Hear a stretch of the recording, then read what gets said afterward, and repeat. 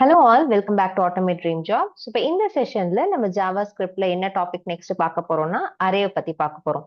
So நம்ம பேசிக் loops பத்தி last செஷன்ல பார்த்திருப்போம். அடுத்த லூப் பத்தி பார்க்கணும் அப்படின்னா ஃபர்ஸ்ட் உங்களுக்கு பேசிக்கான அரேயோட கான்செப்ட் புரிஞ்சிருந்தா அது இன்னும் கொஞ்சம் ஈஸியா இருக்கும். அதனால தான் இப்போ அரே கான்செப்ட். ஸோ இப்போ அரேனா என்ன அப்படின்னு பார்த்தீங்கன்னா மல்டிபிள் வேல்யூஸை ஸ்டோர் பண்ணி வைக்கிற ஒரு வேரியபிள் அப்படின்னு ஞாபகம் வச்சுக்கோங்க. ஓகே, ஸோ இப்போ ஒரு பர்சன் பத்தி நீங்க டீடைல்ஸ் கலெக்ட் பண்ண போறீங்க, ஒரு இன்ஃபர்மேஷன் கலெக்ட் பண்ண போறீங்க, ஒரு எம்ப்ளாயி பத்தினா அவங்களோட நேம், அவங்களோட ஏஜ், அவங்களோட ஃபோன் நம்பர், அவங்களோட டேட் ஆஃப் பர்த், அந்த மாதிரி எல்லாம் கேட்பீங்கல்ல. ஸோ அது எல்லாத்தையும் தனித்தனி வேரியபிளா நான் கிரியேட் பண்ணி வச்சேன் அப்படின்னா ஒரு எம்ப்ளாயிக்கு எனக்கு ஒரு 5 வேரியபிள் வச்சுக்கோமா. அதே மாதிரி நான் ஒரு 5 எம்ப்ளாயிக்கு ஸ்டோர் பண்றேன் அப்படின்னா 25 வேரியபிள் எனக்கு தேவைப்படும். இந்த வேரியபிள்ஸ் கவுண்டை நான் கம்மி பண்ணி குரூப் பண்றதுக்கு தான் எனக்கு அரே. ஓகே, ஸோ ஒரே வேரியபிள்ல அந்த 5 இன்ஃபர்மேஷனும் ஸ்டோர் பண்ணுவேன். இப்ப 5 எம்ப்ளாயிக்குன்னா 5 வேரியபிள் இருந்தா போதும், 5 அரே வேரியபிள் இருந்தா போதும். அந்த மாதிரி யோசிச்சு வச்சுக்கோங்க, அதுதான் அரே.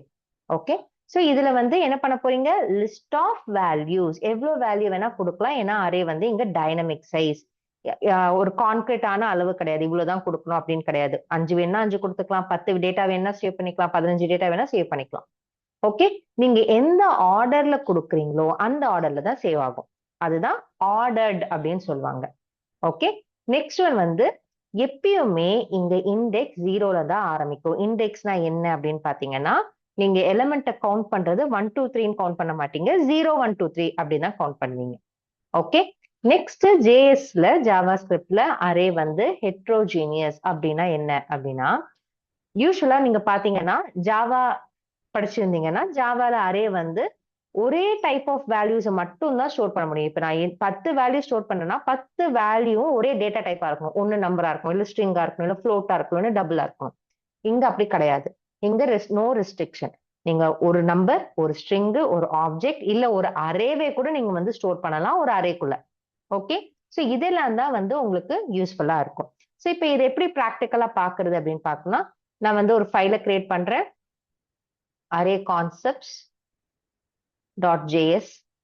ஓகே, ஸோ இதுல வந்து நம்ம என்ன பண்றோம், ஃபர்ஸ்ட் எக்ஸாம்பிளுக்கு let employee name is equal to xxx, let employee id equal to okay 456 கொடுத்துட்டேன்.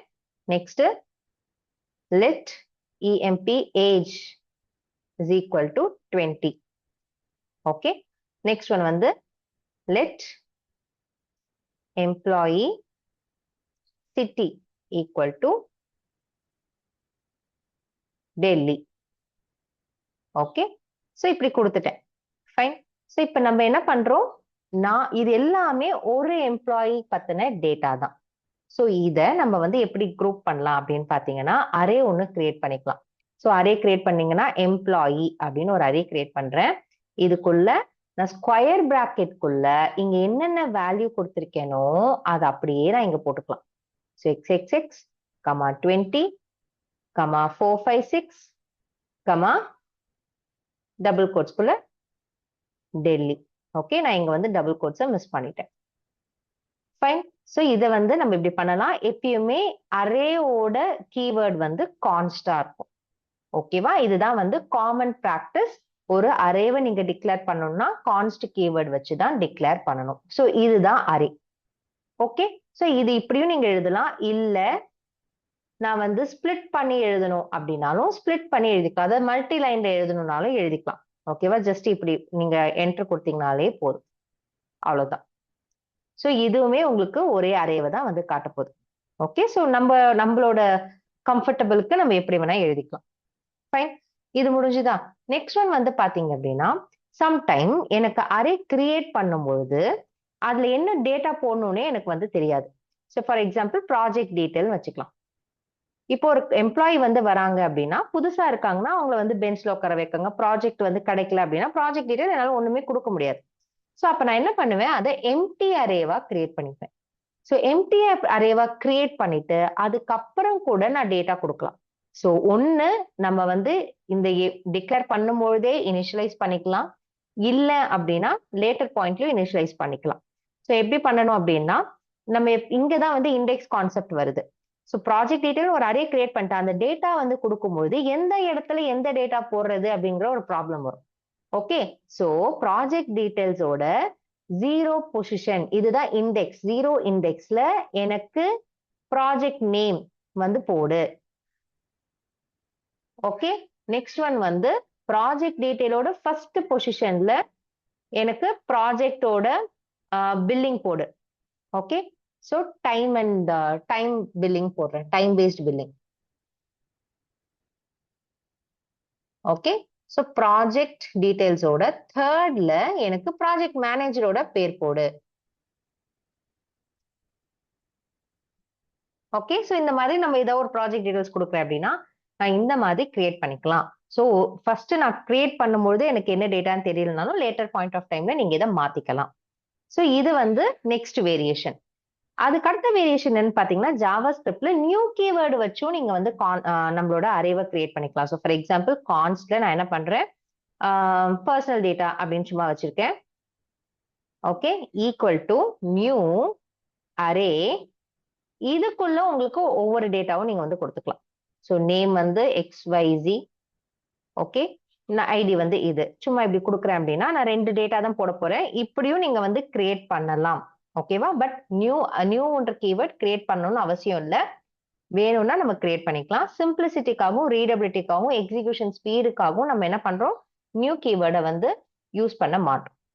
Okay, so fine. இப்போ வந்து நம்ம டேட்டாவை போட்டுட்டோம்.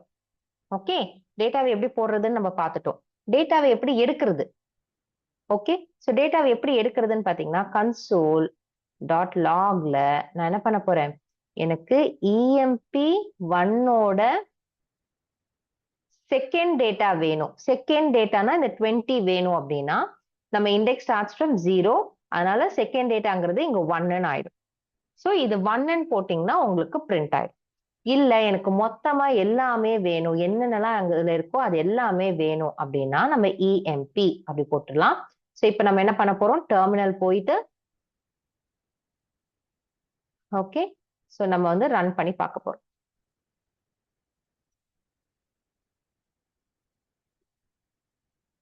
Array concepts. ஸோ ஃபர்ஸ்ட் நான் பிரிண்ட் பண்ணது EMP1, அதுக்கு வந்து 20ன்னு எனக்கு பிரிண்ட் ஆயிடுச்சு. EMPயே பிரிண்ட் பண்ணுன்னு சொல்லும் போது எல்லாமே எனக்கு வந்து பிரிண்ட் ஆயிடுச்சு. ஸோ இப்படிதான் ஒவ்வொரு வேல்யூவாவும் நீங்க எடுக்கலாம், இல்ல மல்டிபிள் வேல்யூவாவும் எடுக்கலாம். ஓகேவா, ஸோ இன்கேஸ் எனக்கு வந்து இந்த டேட்டாவை நான் சேஞ்ச் பண்ணணும். ஓகே, 20ங்கிறத நான் 22ன்னு மாத்தணும் அப்படின்னா அதையுமே பண்ணலாம். எப்படி பண்றதுன்னு பாத்தீங்கன்னா ஃபர்ஸ்ட் அந்த அரே வேரியபிளை ஆக்சஸ் பண்ணிக்கோங்க. ஸோ EMP1 தான் நான் சேஞ்ச் பண்ண போறேன். என்னவா சேஞ்ச் பண்ண போறேன், 34 சேஞ்ச் பண்ண போறேன். ஓகே, ஸோ இப்படியும் நீங்க வந்து வேல்யூஸ், ஏன்னா ஏற்கனவே நான் போடும்போது அதை தப்பா போட்டுட்டேன், இல்ல ஏதோ ஒரு அடிஷன் பண்ணணும் அப்படின்னும் போது நம்ம இந்த மாதிரி பண்ணி பார்த்துக்கலாம். ஸோ ஃபர்ஸ்ட் 20 இருந்தது, அதுக்கப்புறம் சேஞ்ச் பண்ணி நான் 34 மாத்திருக்கேன். ஓகே, ஸோ இல்ல நான் வந்து ஸ்ட்ரிங்கா கன்வெர்ட் பண்ணணும் அப்படின்னாலுமே எல்லாத்தையுமே வந்து கன்வெர்ட் பண்ணிக்கலாம். நம்மளோட டேட்டா எல்லாத்தையுமே மொத்தமா ஒரே ஸ்ட்ரிங்கா குரூப் பண்ணி கொடுத்துரும். ஓகே, அதை ட்ரை பண்ணி பாருங்க. ஸோ நெக்ஸ்ட் ஒன் வந்து பாத்தீங்கன்னா இப்ப அரே என்ன டைப்னு நமக்கு வரும். ஓகே, ஸோ console.logல நான் என்ன பண்ண போறேன், டைப் ஆஃப் EMP அப்படின்னு போடுறேன். Okay, so type of EMP பாத்தீங்கன்னா ஆப்ஜெக்ட் அப்படின்னு வருது. ஏன்னா அரே வந்து ஜாவா ஸ்கிரிப்ட்ல ஒரு special type of object. So அதனால உங்களுக்கு ஆப்ஜெக்ட் அப்படின்னு தான் வரும். ஃபைன். ஸோ இதுதான் வந்து நம்ம அரேயோட பேசிக்ஸ். இதுல நிறைய மெத்தட்ஸ் இருக்கு, ப்ராப்பர்ட்டிஸ் இருக்கு. அது எல்லாத்தையும் நம்ம நெக்ஸ்ட் செஷன்ல பார்க்கலாம். ஓகே, ஸோ இதை ப்ராக்டிஸ் பண்ணிட்டு உங்களுக்கு ஏதாவது டவுட் இருந்துச்சுன்னா அதை கமெண்ட்ஸ்ல போடுங்க. தேங்க்யூ ஃபார் வாட்சிங். Please subscribe. பை.